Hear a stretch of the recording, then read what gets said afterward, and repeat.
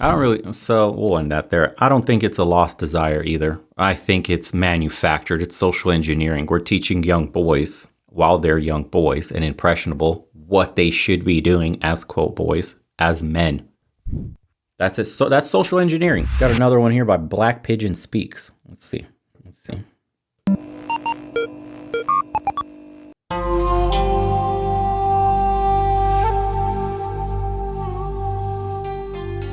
Tokyo, the city I am based in, does not have one central business district or a city center of sorts, being the largest, or at least one of the largest metro areas in the world, depending on how you count it. Well, the city is massive, and a ubiquitous part of Japanese urbanism is the many red light districts that dot the cities of Japan, and that have been for centuries an integral part of the overall society.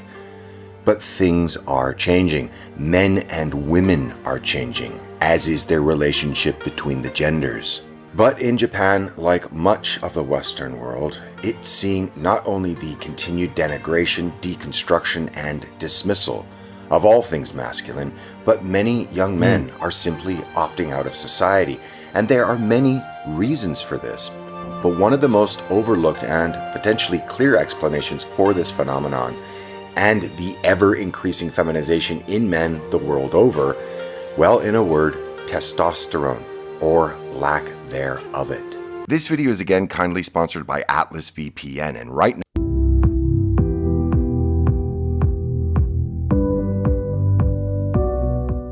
nowhere is the gender imbalance worse than that which can be found in Japan, and specifically in its adult movie industry. Herbivore men. The balance, in fact, is so bad that an article published a few years ago tallied the total number of male performers in the country at around 70, in contrast to the approximately 10,000 female performers. In fact, it's gotten so bad that the 85-year-old Shigeo Tokuda, who is the undisputed as per his entrance into the Guinness Book of World Records, Japan has such a unique culture too, by the way. Like they've become super feminized. This is the land of the samurai, dude. Talk about warriors. Talk about discipline and the warrior spirit. Wild. It has now gotten to the point with pop music and anime and all that shit that they basically hardly have any men left. They're hardly having any kids left, let alone men. And now they can't even support their male entertainment industry. He is the undisputed world's oldest adult video performer. And his colleague, the male performer that goes by the stage name Shimiken, well, he is the busiest male actor in Japan, and he previously tweeted a couple of years ago a cry for help, as it were, in August 2014, when he wrote that in this industry, the number of male performers in Japan is less than that of Bengal tigers. And with 4,000 new movies coming out every month, the number of male actors simply isn't enough. And mirroring the Japan adult movie industry, not only in Japan are younger people having less and less, this phenomenon is also being registered in Western nations as well. In a popular cover story in the December 28th, I'm going to assume this is going to start linking testosterone to this, but it's such a multifaceted issue. It's not just testosterone. Like, yes, testosterone has been essentially cut in half, and your daddy's got way more than you used to, and your grandpa more than you used to. Fuck, most people's grandpas still have more tests than the young men today. And yeah, there's a ton of soy in Japan. But for the Western world, we're trying to push the narrative of, quote, toxic masculinity, which is just an umbrella term for what men really are, traditionally masculine. And we're trying to redefine, because it says the rise of the new male. And we talked about it here all the time. What is the new male? It's a soy boy with skinny arms. His wrists are bigger than his biceps. He has an open relationship, my wife's boyfriend vibes, right? He's accepting of essentially having no boundaries, no rules, and no self-respect. And his woman walks all over him, and he's just there to be a walking wallet and supply resources and attention for free and demanding nothing in return. That's what the world wants you to become in the West. And this is happening right now. We're seeing it in society. Just look at all the headlines from articles talking about opening up your relationship, allowing your woman to be a cum dumpster, and you should be so peachy about it. And you're just such a strong man, and you're very confident in yourself. Like, slobbing on a meat stick. It just shows a man is confident. I just love it. Destiny vibes. 18 issue of The Atlantic magazine titled The Recession. Fuck out of here. This article used data and argued that young people are launching their lives not only later, but are having less frequently than members of previous generations. Thus, what we are in the midst of currently is an epidemic of sorts, a lack of virility that is reshaping every aspect of our society, that's not only seeing birth rates plummet, but family formation, living arrangements, and even the relationship between the genders being redefined. And if you want to protect your testosterone, you need to make sure you're getting good sleep. Make sure you're eating whole foods, nothing processed. If it comes in a package, it's garbage. Cook at home as much as you can, right? Your diet should be consisting of meat, fruits, veggies, raw dairy. That's about it. Maybe some tubers, right? Add some rice if you'd like to. But in general, just stick to whole foods. Make sure you exercise, do heavy stuff, go do some cardio, avoid plastics, don't drink tap water. Hello, Flint, Michigan. Don't drink tap. What else could you do? Those are really the key tenets, man. Take a healthy multivitamin because food does not have the nutrition it used to. And you'll be good. You're going to get your testosterone levels back. But it's getting crazy too. Even your clothes can mess up your endocrine system. Oh, and seed oils. One of the biggest problems in the world today. Thank you for mentioning that, Lion Pack. Who was that? Jay, thank you. Seed oils, boys. Avoid. Even coconut oil, stay away from it. Avocado oil, stay away from it if you can. Anything you cook should be in ghee or tallow or butter. Tallow the best, ghee second, butter last. Find that in your store. It's cheap. It never burns your food. Avoid. Most olive oil is rancid. People don't even know that. Honey's also good for you too, by the way. Raw honey. But get away from vegetable oil, canola oil. All that shit is horrible for you. It damages your endocrine system. It damages your body in ways you have no idea. You thought smoking was bad. Seed oils absolutely messed you up. Cook in lard. Exactly. Be active. Get good sleep. Eat healthy. And you'll get most of it back, guys. They all got them Fukushima rads. Thanks, patriarchy. And this is having a profound impact on our culture and our civilization, and that which we will bequeath the coming ever-shrinking generations of our posterity. Why? Yeah, and by the way, this whole fat acceptance movement we're about, fat and testosterone has a strong correlation, almost like a 1-to-1. For every ounce of extra body fat you have, that much more your test will get lowered. So people that are just even a little bit overweight, if you got a little bit of a tire on your belly, just know that is jacking up your test levels, which in turn will make it harder for you to have energy, drive, lose weight, gain muscle, perform in bed. You may have ED issues, struggle to keep it rock solid, if you know what I'm saying. And that's just being slightly overweight. I'm not even going to talk about what happens when you're obese, like 70% of Americans qualify as. While there has been push in both the West and in Japan for men to drop out of the mating game altogether, there are divergent reasons given by men checking out of society. In the West, with the MGTOW movement that rightly sees a hostile society and legal system that doesn't take men's issues into account and can severely penalize men who find themselves in failed relationships, and these penalties and sanctions can last a lifetime for even a brief liaison with the wrong woman. And thus many MGTOW don't see any point in entering into a new relationship in this trap set for them by the legal system and society. In contrast, in Japan, what society has witnessed is the rise of a new class of young men defined as herbivore men or grass-eater men. There they go. And it's a term used in that country to describe men that have no interest in getting married or of finding a girlfriend. The term herbivore men is also a term used to describe young men who have lost their, quote, manliness, closed quote, because many of them also have very little interest in sex. And put simply, in Japanese society, it is the perceived loss of manliness or masculinity that defines the herbivore man. Back in the West, while it's not hard at all to see the lack of traditional masculinity in much of the mainstream media as well as academia that has come to define masculinity as toxic. There it is. Was probably best BuzzFeed. Exemplified a couple of years ago by the BuzzFeed guys, who in an experiment on male attractiveness competed to see who was the hottest of the 4 males that had testosterone levels tested. But like BuzzFeed's readership, or Vox's readership, or Vice's readership, etc., their results were pretty much what you would have expected them to be. To put it into perspective, not a single BuzzFeed beta male met the T-score average. Rather, all of the men tested below the level of a typical 85-year-old man. Moreover, 3 of the 4 men tested below the average range, and the male that had the highest testosterone level still had a relatively very low T-score. And what's important and must be noted, and has been noted. Imagine being a young guy in your 20s, 30s, and your T levels are lower than an 80-year-old. And you're surprised they look the way they do, they're feminine as hell, and they behave the way they do.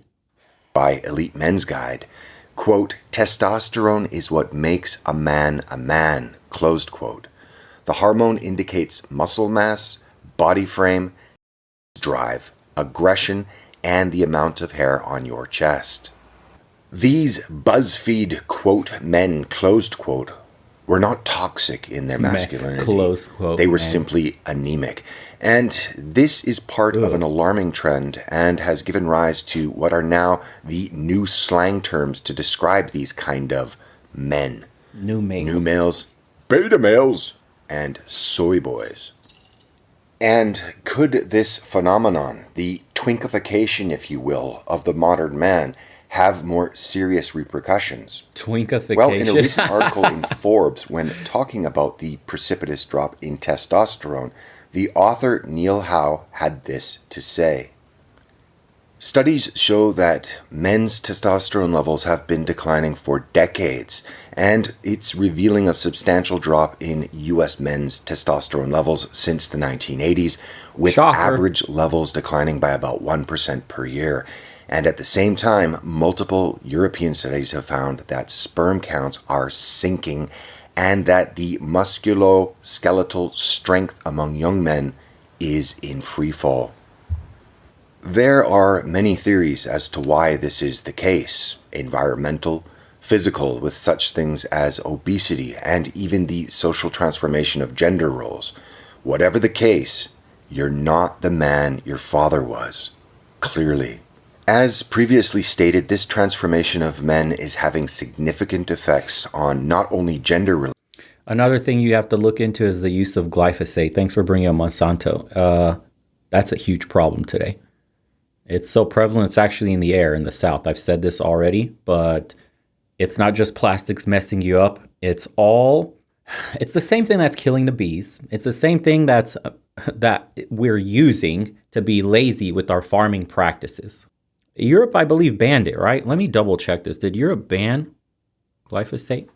Pesticides are some of the worst things imaginable for your body, and you're intaking them without even knowing. It's extremely important that you buy food that's labeled organic, and you pray it really is. Glyphosate is currently approved until 15 December 22. A 5-year authorization was granted in 2017. Many voices they proposed a ban in 2017. So Europe may ban the most popular weed killer in the world. Yeah, it's causing a bunch of defects in a bunch of important animals, including us. It's causing bees to lose their ability to fly and stuff, and they're getting like neurological diseases. So it's collapsed bee colonies around the world. Now beekeepers can hardly keep up pollinizing. They have to get called in professionally to pollinize orchards now. It's wild, dude. Before, nature would just do its thing. Now you got to call in professionals to bring beekeepers, to bring in colonies with them to help pollinate your shit every year. And yet you still spray it on all your plants. Relations, but upon society itself. In a very interesting hypothesis put forward by the author Roy Barzilai, who I have spoken with about this subject in his book, The Testosterone Hypothesis, How Hormones Regulate the Life Cycle of Civilizations. In this book, he outlines how testosterone plays in the aging, motivation, and the influence of all manner of behavior. The book notes, as I have touched upon, the dwindling presence of testosterone in current Western civilization, and I would add Japanese as well. And this explains the negative repercussions of a society's cultural elimination of testosterone-driven attributes. Civilizations are adapting living systems created by its members and are influenced by changes in them over time. Or put simply, the forces that drive the life cycles of human cultures and that form the engine of history, what the book argues is our hormones, well, these are the impetus for our history and, more importantly, for our future. Just for the casual observer, one look around and it's not hard to see that our civilization is descending into a pathological state of confusion, degradation, and directionlessness. Ours is. It's Not everybody else's, though. Funk Zulu, thanks, brother. Keep awakening the youngins. Much respect, Bo, to the tribe. Do yourself a favor and study the Stoics. Marcus Aurelius, Epictetus, Musashi, yes. Miyamoto, I have his Book of Five Rings, Sun Tzu, etc. Couldn't agree more, dude.